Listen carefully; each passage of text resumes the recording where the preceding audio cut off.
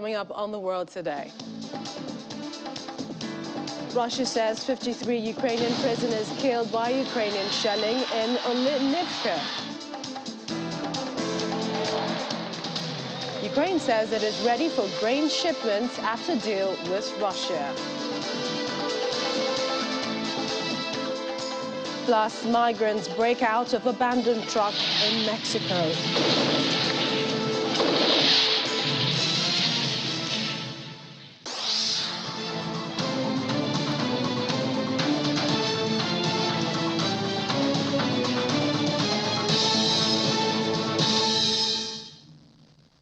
Hello and welcome to the program. I'm Millicent Walker. We begin with Russian-backed separatist officials saying 53 Ukrainian prisoners of war have been killed by Ukrainian shelling of a prison in separatist-held Donetsk. Officials allege that 75 others had been injured in a rocket strike on the prison camp in Olenivka. Ukraine's military has denied carrying out the strike and instead accused Russia of shelling the prison. It alleges that Moscow is seeking to cover up evidence of torture at the site. Ukraine's new prosecutor general, Andriy Kostin, says he has opened a war crimes investigation into the blast. Russia's defense ministry said the strike had been carried out with US-made HIMARS artillery, and it accused Ukraine of a deliberately perpetrated provocation. Ukrainian President Volodymyr Zelensky says the first grain ship from Ukraine since Russia's invasion is ready and waiting for the signal to leave port. He was speaking on a visit to the port of Chernomorsk after the UN aid chief said the ship could leave as soon as today. A UN-led deal was signed a week ago to resume exports after a blockade that led to food price rises.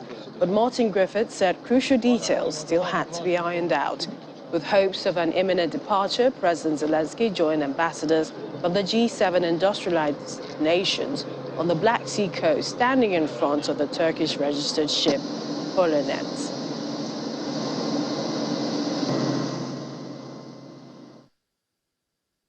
Ambassadors, Ukrainian, Turkish and UN officials also attended a news briefing at Odessa port after overseeing preparations of ships at 2 Black Sea ports in Ukraine, which they hope would restart grain exports that has been blocked since the beginning of Russia's invasion to Ukraine. Melinda Simmons, British ambassador to Ukraine, thanked Ukraine for the efforts to make the deal happen and called on Russia to follow through on the agreement. While Larisa Galadze, Canadian ambassador to Ukraine, said the ships were loaded and ready to go.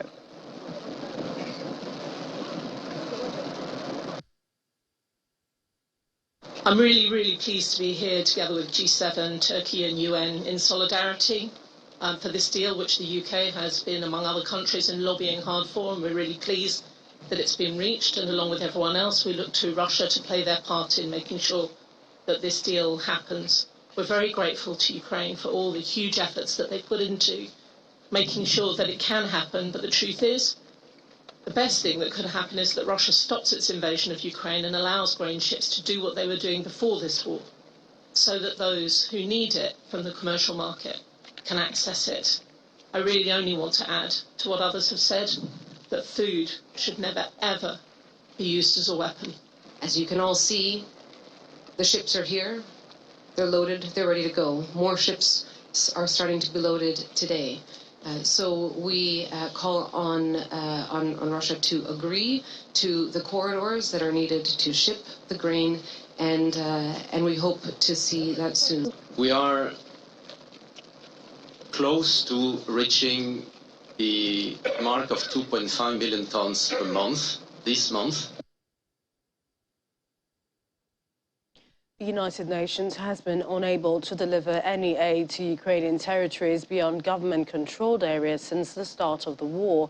Speaking in Kyiv, Saviano Abeu from the UN Office for the Coordination of Humanitarian Affairs said that this week Russia did not allow humanitarian organizations cross the front line in the Zaporizhzhia region. Abeu adds that the aid workers had to take shelter in a nearby village on Ukrainian-controlled territory as shelling started, despite both sides of the conflict being informed that aid workers were in the district. since the start of the war, the UN and our colleagues from the NGOs have not been able to send any relief supplies to areas beyond the control of the government of Ukraine. We have not been able to conduct any assessments on the impact of the war on humanitarian needs. In Zaporizhzhia Oblast, for example, we have a very recent example of the challenge that we are facing here in Ukraine. This week, the Russian Federation prevented us from crossing the front line to deliver assistance in Polohy. We were prepared, we had the supplies, and we could not go. We have to deliver the 50 tons of different humanitarian supplies to another area, a settlement in the government-controlled areas called Stepanivsky. While there, our team had to take shelter as shelling starting the settlement. The shelling happened dangerously close to us, while our colleagues were trying to offload the trucks. Both sides to the conflict, they were notified of our movements, and they knew that humanitarians were there at that moment. Reduced supply of gas and fuel due to attacks on energy resources and rising prices due to inflation and massive job losses mean the ability of people to meet their own needs throughout winter is far more difficult. And we all know that winter in Ukraine can be harsh, with freezing temperatures and strong winds.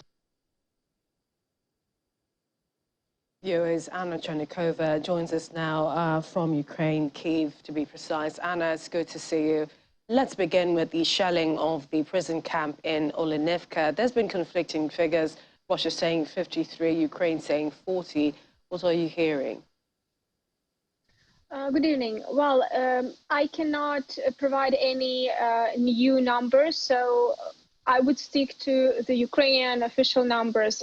Let's say it's 40. I guess it might be more.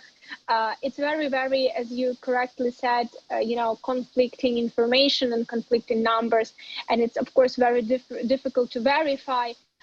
We cannot independently verify. We only know that Ukrainian side accuses Russian side in this attack, saying that this way Russian military were trying to hide the tortures and murder that they have done to Ukrainian soldiers, which are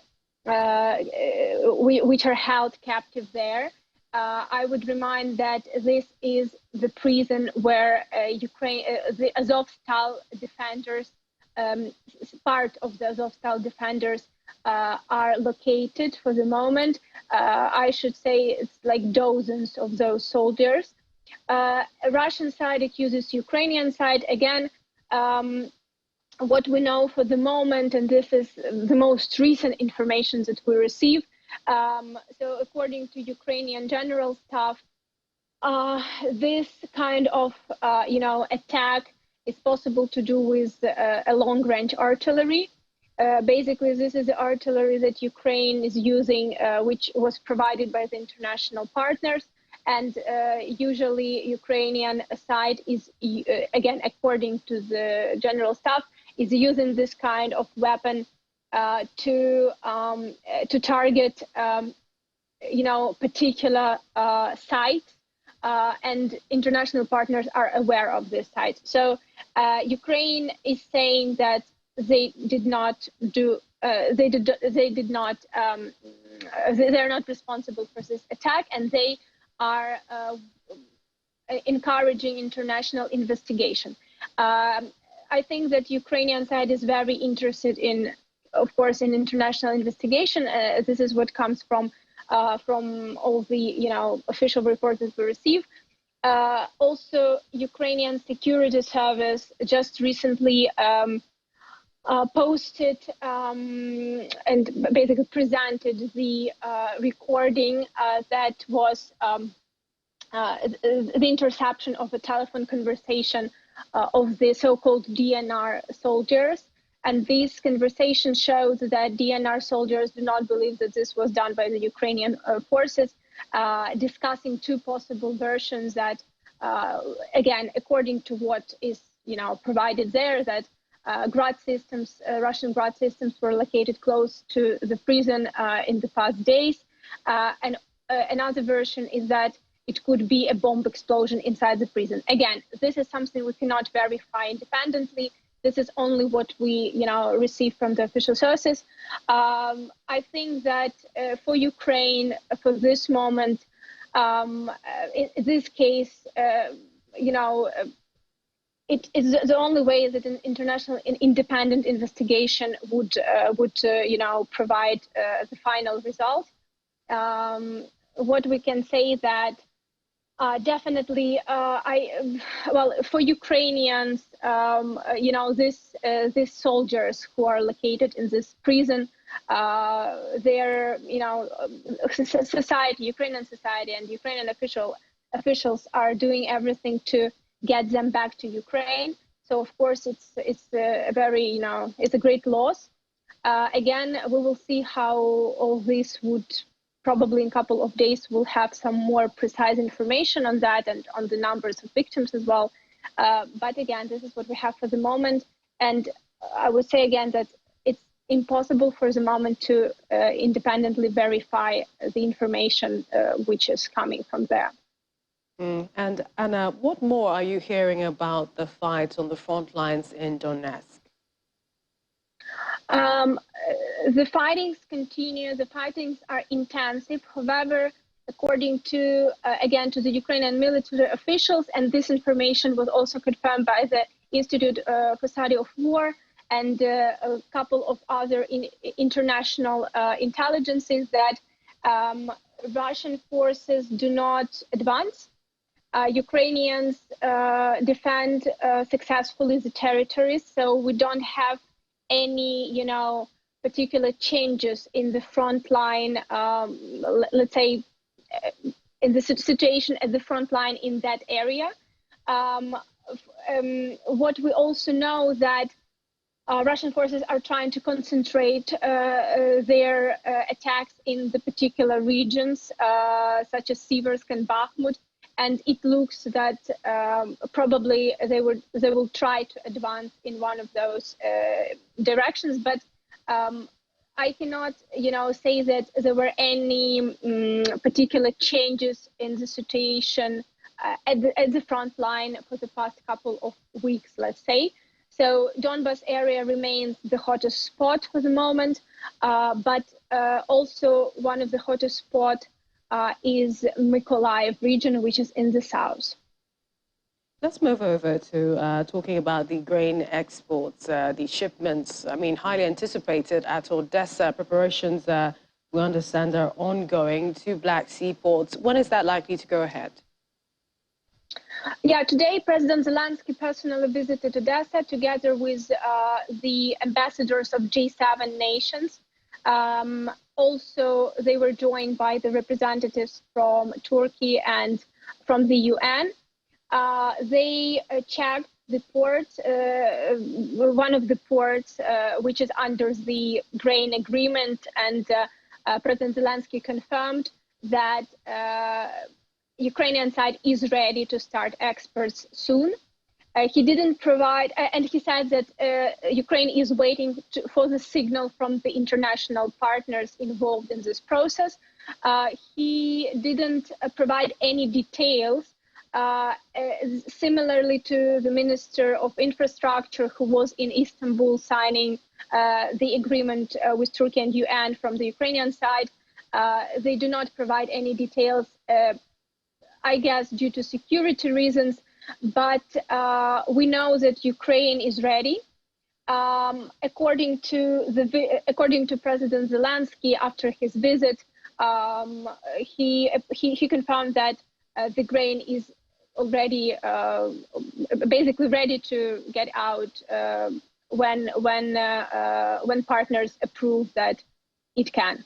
So, Anna, sorry to cut in. I also remember that, demining was also one of the conditions that they talked about, preventing, the grains from moving. So has there been proper demining? This is to prevent any mishap that might occur.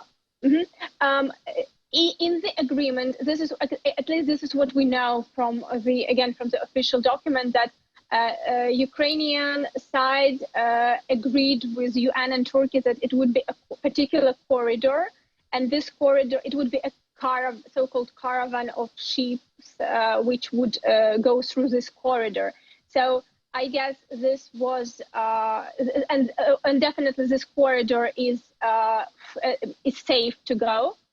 I cannot confirm, and I'm not sure that Ukrainian side demined the whole, sea, let's say seaside in the area around. But definitely the corridor that was discussed and was agreed is safe to go. And the UN says it has been unable to deliver any aid to Ukrainian territories beyond government-controlled areas since the start of the war. We particularly heard from a representative in Zaporizhia. How have people in the region been coping? This is very difficult situation, in particular and especially for those people who unfortunately were not able to leave occupied territories for different reasons. What we hear and what we know that if we talk, for example, about Kherson and Kherson region, people are getting stuff from Crimea. This is what was also confirmed by the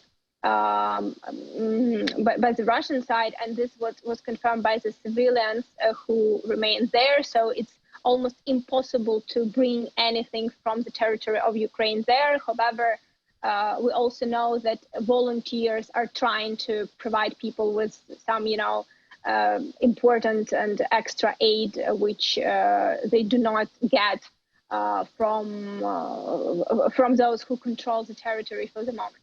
And if we talk about such cities as Mariupol, for example, or Izum in the Kharkiv region, which are Mariupol is almost completely destroyed, and Izum is like 85% destroyed.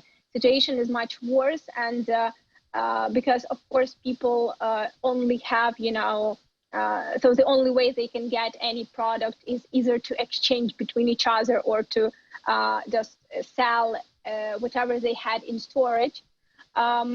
Also, again, we know that volunteers are trying to help, but it's extremely difficult. And unfortunately, Ukrainian officials also cannot get any access to provide any humanitarian aid. So until winter, I guess it's more chance, that people would have enough from the storages that they already, had at home or whatever, they were able to exchange. But winter time would be definitely a very, very difficult situation. We hope the international community can also weigh in, because these are really difficult times for Ukrainians. Thank you so much, Anna, and you continue to stay safe. Thank you. Another development, Ukrainian President Volodymyr Zelensky has visited servicemen in an Odessa hospital as part of a visit to the region to oversee preparations for grain exports. He spoke to and posed for selfies with the injured soldiers. One foreign serviceman of the Ukrainian Armed Forces explained to Zelensky in English how he fought Russian soldiers in a river. It's the first time the Ukrainian president has spoken in public to a foreign serviceman of the Ukrainian army.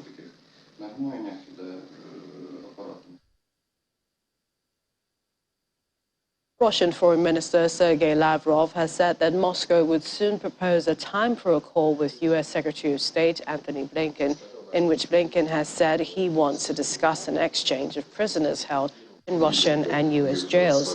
Blinken said on Wednesday that Washington had made a substantial offer to obtain the release of U.S. basketball star Brittany Griner and former Marine Paul Whelan, both detained in Russia. The source said that Washington was willing to exchange convicted arms trafficker Victor, jailed in the U.S. as part of such a deal. Mr. Blinken and President Biden have not spoken since Russia sent troops into Ukraine on February 24. Families of U.S. detainees have been increasing pressure on the president, most recently in the case of two-time Olympic gold medalist Griner, who was arrested on drugs charges at a Moscow airport February 17.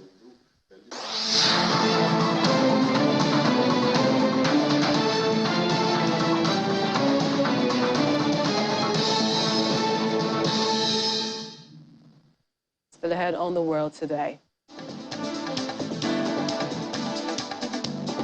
Philippine residents advised to stay outdoors amid hundreds of tremors following deadly earthquake. Please stay with us.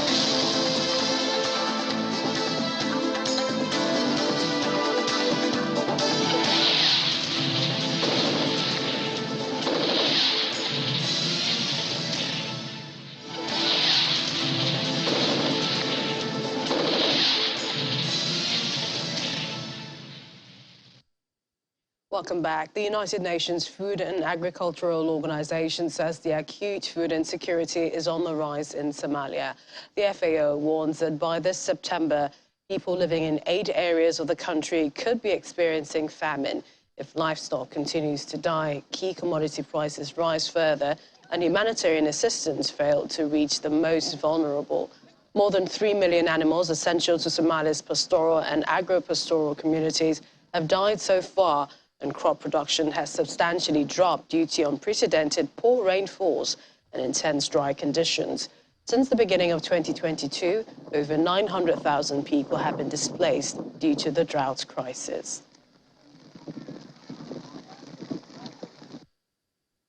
We're here because we're deeply concerned about the drought situation and how vulnerable households are being affected. I've just spoken with a family of 7. They came here 7 months ago. They came here because their livestock had died. They came here because they had no means to survive in the rural areas. And where they were living was more than 100 kilometers away.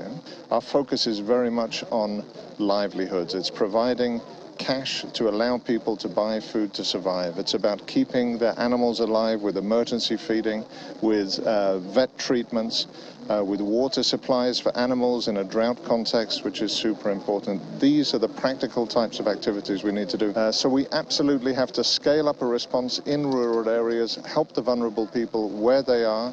It's more effective, it's more humane. It's absolutely what we need to do, is this collective scale up. But I have to say, the level of assistance that's being provided now is not what it needs to be. And so we need multi-sectoral responses, supporting livelihoods. We do need a lot more funding from donors to come in to be able to do that. Over in the Philippines, residents in Abra province were advised by the seismology authorities to stay outdoors to escape hundreds of tremors after a 7.0 magnitude earthquake struck the area Wednesday morning, which has caused 6 deaths and made 4 missing and 136 injured as of early today.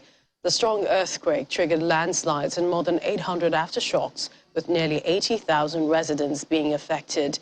In Abra, a landlocked province on the western side of the massive Cordillera in the northern Luzon, Consolacion Adam's family has been sleeping outside their house since Wednesday. The travelers left her 3-story house many cracks, hence she has to set up a mattress inside a vehicle for her 2 infant granddaughters to sleep on. Houses of hundreds of residents in Bangued, capital of Abra, were damaged. Around 600 individuals, including some injured people, were evacuated from their homes, taking shelter at the town of Plaza. According to the disaster agency, there's a significant damage to infrastructure in several provinces affected by the earthquake, and possible aftershocks might further harm the buildings, including old structures, schools, bridges, and houses. Staying in the Philippines, but in health, the country has reported its first case of the monkeypox virus detected in a citizen who returned from abroad earlier this month. The 31-year-old had recovered but was isolating at home, while 10 people identified as close contacts, including 3 from the patient's household, had been ordered to quarantine. Department of Health Undersecretary told a news conference in Manila the person had previously traveled to countries with documented monkeypox cases without elaborating. Now, around 70 countries where monkeypox is not endemic have reported outbreaks of the viral disease, as confirmed cases crossed 20,000, and the WHO declared the outbreak a global health emergency. The Department of Health has detected the first confirmed case of monkeypox in the country. The case is a 31-year-old Filipino national who arrived from abroad last July 19. The case had prior travel to countries with documented monkeypox cases. The case was tested and confirmed positive for monkeypox via reverse transcriptase polymerase chain reaction, or RT-PCR, done at the DOH Research Institute for Tropical Medicine on July 28. The case has been discharged well and is undergoing strict isolation and monitoring at home. So basically, for the close contacts of this case, as with any other cases, based on our guidelines, you need to quarantine for 14 to 21 days, based on the onset of your symptoms. Meanwhile, San Francisco declared a state of emergency in response to monkeypox yesterday, with San Francisco's Mayor London Breed saying, "So our declaration of emergency is to sound the alarm, make it very clear we are in desperate need of more vaccines." The U.S. has the capacity to conduct 60,000 to 80,000 tests for monkeypox virus per week, and this is according to Health and Human Services Secretary. When the monkeypox outbreak began, the U.S. was able to conduct only 6,000 tests per week, and this is according to that telephone briefing. The U.S. Centers for Disease Control and Prevention said that it plans to make the rapidly spreading monkeypox disease a nationally notifiable condition. The designation, which is set to take effect August 1st, updates criteria for reporting of data on cases by states to the agency, and would allow the agency monitor and respond to monkeypox even after the current outbreak recedes. Over 3,500 monkeypox cases were reported in the U.S. as of Tuesday, and this is coming from the CDC. If there were any other community that was disproportionately impacted by monkeypox the way the gay community has been impacted, this whole country would be up in arms. So let's not treat this community different than we would anyone else, and do what we need in order to get the vaccines and get the treatment and get the resources to the cities that need them the most. San Francisco clearly is, based on the data, the city that needs it the most. So our declaration of emergency is to sound the alarm and to make it very clear we are in desperate need of more vaccines and desperate need of more treatment to support the people of our city who deserve health care just like anyone else. Joining us right now is epidemiologist, public health physician, and the head of communication NCDC, Nigeria Center for Disease Control, Dr. Yaya Diso. He joins us from Abuja. Thank you for joining us on the program. I'm really saying good evening. Thank you for having me. Good evening. The World Health Organization declared the public health emergency over the global monkeypox outbreak. We understand that more than 18,000 cases of monkeypox have been reported from 78 countries, with more than 70% of cases reported from the European region, 25% region of the Americas. What would you say has led to this widespread of the disease in these areas? Well, the origin of this is still being investigated. But what we know that is the driver of this current spread is a sexual behavior among a particular group of sexual orientation. So, and then it's spreading so fast in countries in Europe and including America. And so what is clear is the sexual behavior among MSM, that is men are sleeping with men. But that is not the case in the cases we're reporting here in Africa and in Nigeria especially. Yeah, because my next question was really, is that also why we're seeing more cases in Nigeria, seeing as this is a disease that is endemic, but it appears that it has surpassed what we used to record years past? Well, in Nigeria, since the re-emergence in 2017, we've been reporting sporadic cases. And this could be because we're fighting our surveillance system to be able to detect these cases and report them real time. But the recent outbreak, global outbreak, has also, created enough awareness, and everybody is worried. And I think that is good for us to be able to detect these cases more. And you can see that before, we have very few cases, states reporting this in the country. But now, this year alone, we have had close to 26 states that have reported cases. And this will also be linked to improved surveillance system due to COVID-19 outbreak response and the channels that we are using for COVID-19, community informants that have been trained, and everybody is sensitive when they see anything that is unusual, they are more likely to report. But there is still a lot we need to do. And then genomic sequencing for host-text, the variants is also ongoing. The one key thing we have found out in our clients, there has been no change in transmissibility, and then even the variant has not changed, still the West African cloud. Then with regards to whether it's transmitting between when you look at the sexual orientation, we don't have data to support whether it's men to men, but here is this normal transmission between close contact. That is what you have established so far. Do you think there is enough awareness to forestall fatalities, awareness as to how monkeypox spreads, as to the symptoms? Awareness is increasing. I cannot say awareness is enough because we recently conducted a perception survey among the population, especially in endemic states. We still see that a lot of people say, okay, yes, they are aware, but when it comes to cause of monkeypox and then some basic information about the mode of transmission, so we still see some gap in knowledge. And then, but the more states that we engage, that is, especially states that were not reporting before, that are now reporting so few cases, we need more awareness to be done there. And then again, we have also trained our health promotion officers across the states to also support this community-based surveillance and then to make sure that there is synergy in reporting of these cases from the community. How does monkeypox differ from other diseases like COVID-19? Well, for both of them are viral illnesses, but when it comes to mode of transmission, monkeypox is close contact with somebody who is infected with the disease and who is manifesting the symptoms. But for COVID-19, and when I say close contact, is that it's skin-to-skin contact.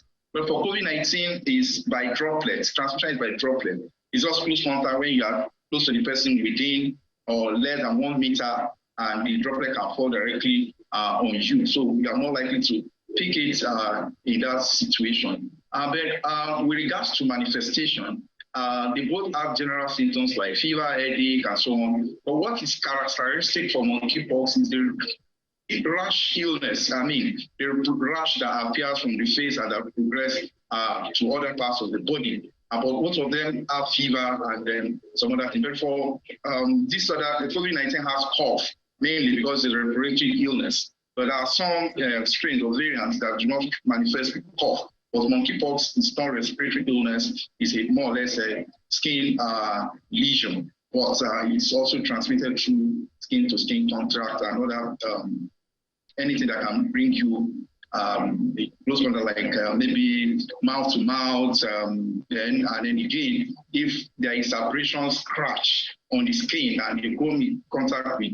the body fluid of infected person or animal, then you are likely to get the virus. Do we have access to monkeypox vaccines in Nigeria? Well, because it's a global outbreak, it's a conversation that the WHO is driving now to see the minimal, available vaccine, how this can be, make sure that countries that are affected, especially the vulnerable population, will access it. But there is a conversation that's ongoing. Right now in Nigeria, we don't have monkeypox vaccine. But I know that we will get there once the right conversation is concluded on this. We hope that that is soon. But let's talk about COVID. In the past few weeks, countries have reported gradual rise in infections.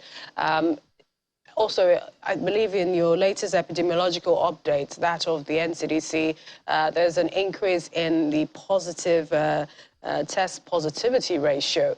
Why is this? And I mean, is there like a new wave of infections, and what strain is circulating?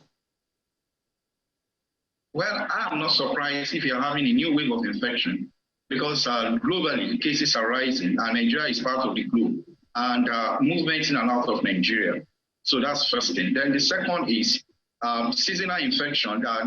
This period of the year is rainy season where you usually have increase in the number of cases of respiratory tract infection. And COVID-19 is a respiratory illness, so it could also be a factor that is also driving this. More importantly, because we have abandoned our compliance with the non-pharmaceutical intervention, just because the federal government has relaxed protocols at the point of entry, they review the protocols with regards to travel protocols and so on. So because of vaccination. And then so that could also fuel the spread we're seeing. More importantly is the issue of vaccination. We still have low vaccination coverage, even though it's increasing gradually, but the Nigerians still need to take more of this vaccine, as in more people, eligible population need to take this vaccine, so that we can have break in transmission at the community level through herd immunity that we are developing. So the host of factors like a combination of these accounts for. Then the number of people that are doing tests because of symptoms people are having that are now pushing them, maybe they treat malaria is not going, they now feel they need to go to hospital. And then with index of suspicion that is also increased among healthcare workers. So these tests, they are demanding for these tests, and then those of them that are positive are being detected. So that will be what we are having right now. And if you look at in the previous years, we always have a peak around this time that coincides with the rainy season. So those could be indicators that we will be entering another wave of COVID-19 in country. I want to quickly get your thoughts. WHO confirmed 2 more cases of the Marburg virus in Ghana 2 weeks after the country reported its first outbreak, a highly infectious Ebola-like disease. Should we be concerned?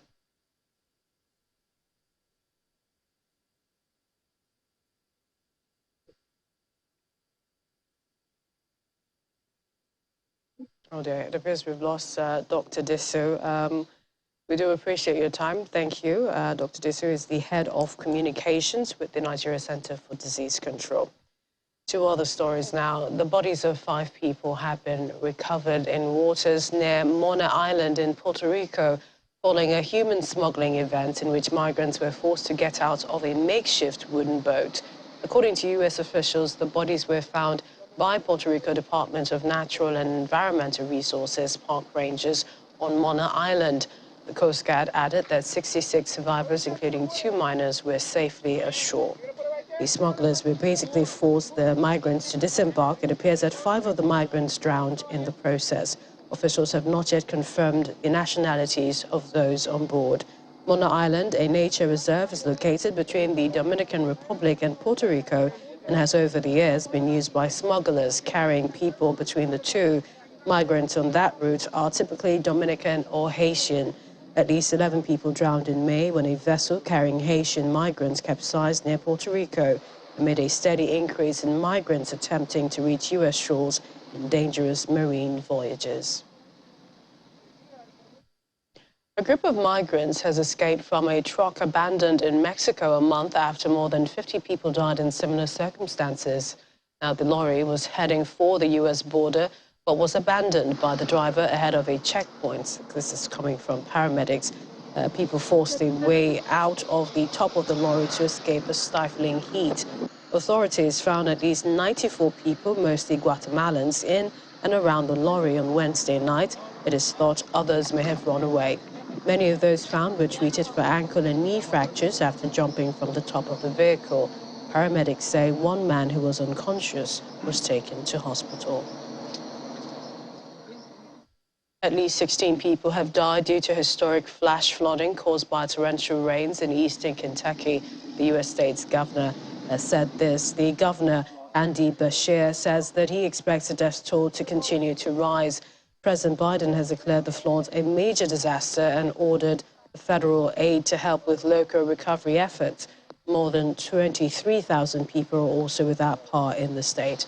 The flash flooding came after heavy rains earlier this week. Hundreds of homes in Kentucky have been wiped out because of the floods. Toughest update this morning is we have our first set of confirmed deaths. There's a report that we have lost a Perry County native, an 81-year-old woman And we've had at least 2 other fatalities just confirmed, one in Perry County and one in Knott County. Let me say that unfortunately, I expect double-digit deaths in this flooding. That's something that we rarely see. It's going to take time as these come in. And as I'm going to talk about in a little bit, we have more rain tonight in some areas. And we're going to need people to take some steps to keep them safe. Otherwise, even the total that we expect could grow. This isn't just a disaster, it is an ongoing natural disaster. We are in the midst of it. And for some places, it's going to continue through tonight. We hope not to continue too far after that, though there are possibilities of rain that continue. Coming up on The World Today.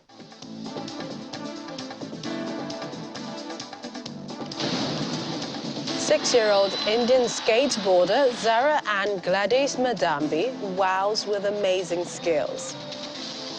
We have that and more when we return.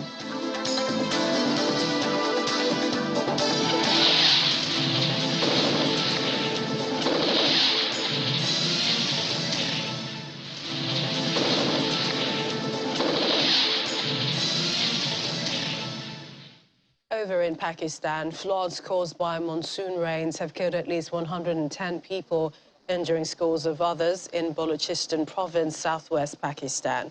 Rescuers and soldiers are using boats and helicopters to rescue people stranded in inundated villages in Las Bela, the district devastated by heavy rain since June, and other areas affected by the floods. The local authorities said more than 200 villages in Las Bela have been evacuated to safe places by Thursday. The Pakistani military has so far dispatched 2 helicopters to help with the rescue work in the flood-stricken villages. The rescue operation is facing formidable challenges as heavy rains continue to ravage many parts of Pakistan in the next few days. And this is according to the Meteorological Authority. And the streets of a northern Italian town near Brescia on Thursday were turned into rivers of mud after a flash flood caused 2 nearby rivers to overflow. A powerful storm hit the small towns of Neado and Breon Wednesday night, damaging homes, filling roads with debris.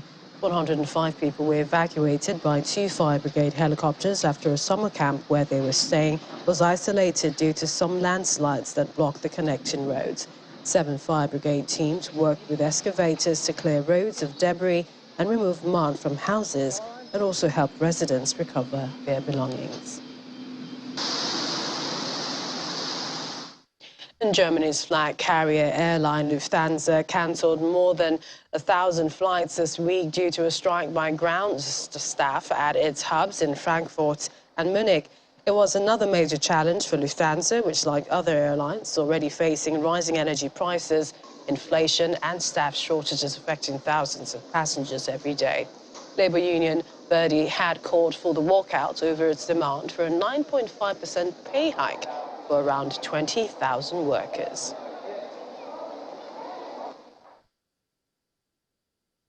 Deutsche Welle correspondent Chiponda Chimbelu joins me now from Berlin. Hi, Chip. What's the latest?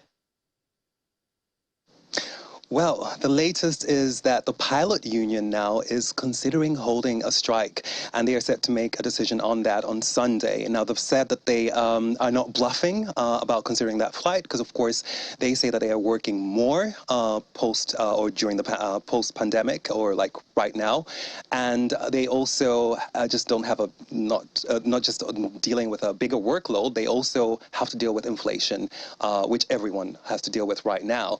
The strike that we saw on Wednesday was actually by ground crew. So what we might see is more of what we saw on Wednesday, which was more than 1,000 flights canceled, around more than 100,000 passengers affected in that 24-hour period or so where the ground crew were striking.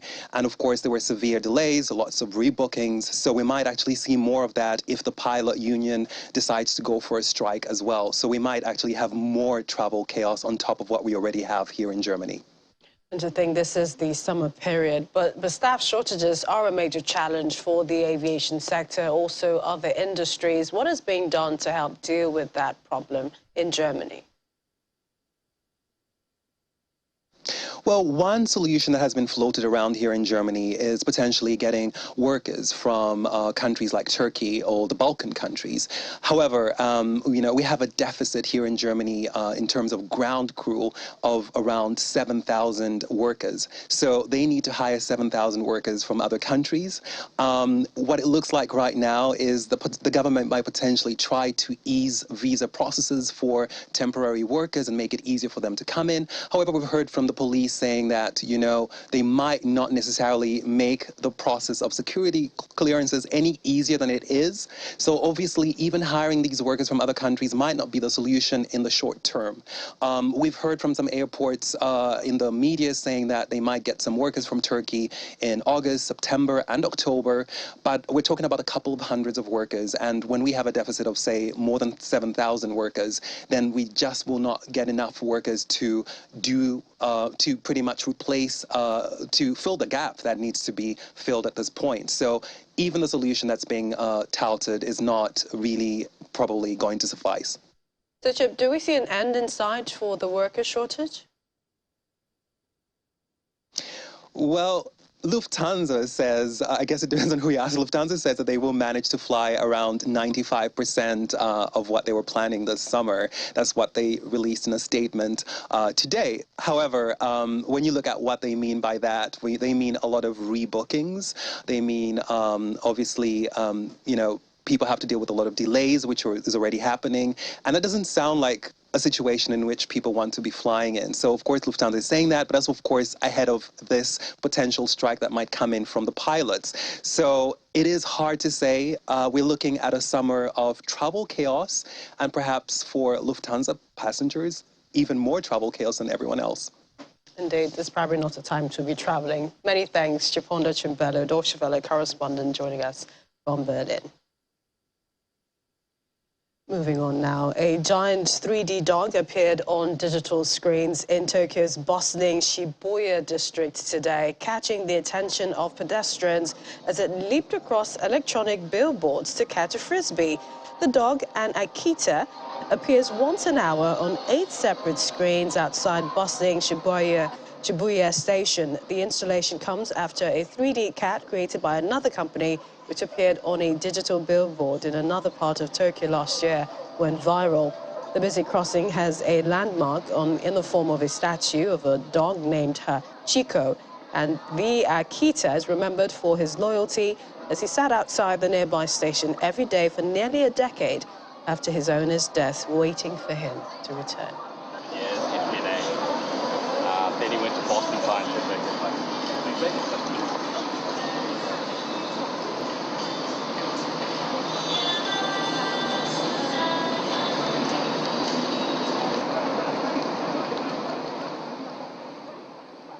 That's such an awe story.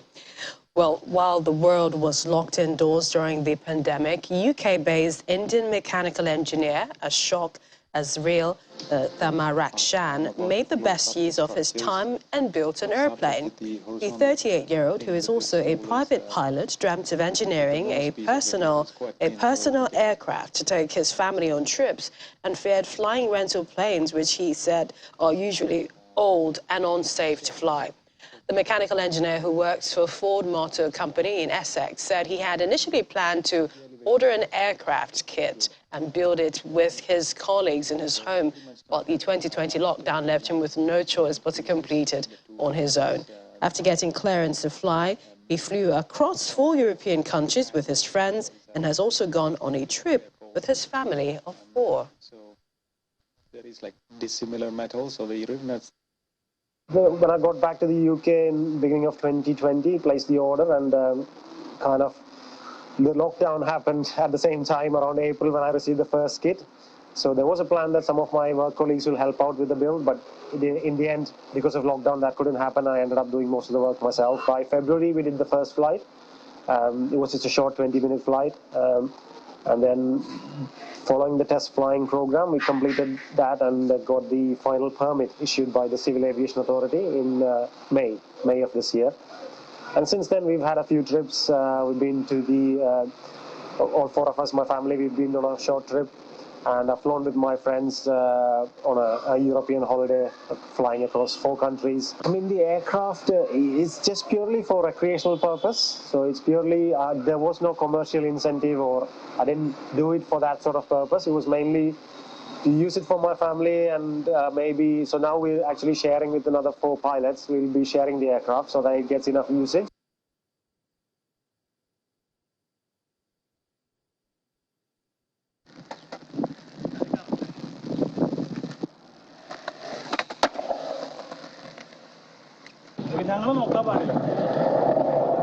It's time to meet 6-year-old Zara Ann Gladys Madambi, who was introduced to skateboarding 2 years ago when she saw her friends playing during the coronavirus pandemic. Ever since the aspiring athlete got her first skateboard, she has been training every day for several hours. The skateboard enthusiast learns new tricks through watching videos on YouTube and keeps practicing until she masters those moves. Despite Zara's young age, she loves competing and learning from every endeavor she takes on, as it brings her closer to achieving her dream of becoming a professional skater. In the past 2 years, Zara has taken part in many local and international competitions in the UAE, India, Budapest, during which she won the MVP, that's Most Valuable Player title, twice at the UAE's Al Jadda Skate Jam, and Best Mini Ramp Player at Abu Dhabi's Circuit 10 competition.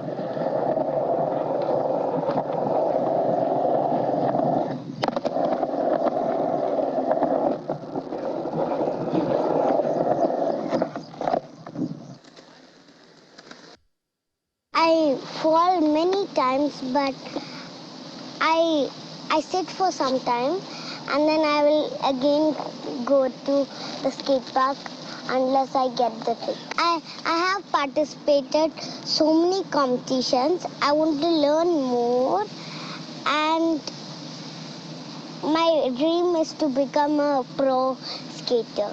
I love to win. When I win, it makes me happy, and it makes me brave, and it makes me smart. I believe that's a fearless Zara, thinking that that's even a lockdown memory. I wonder what yours was like. That's it on the program. Thank you for watching. I'm Migrants.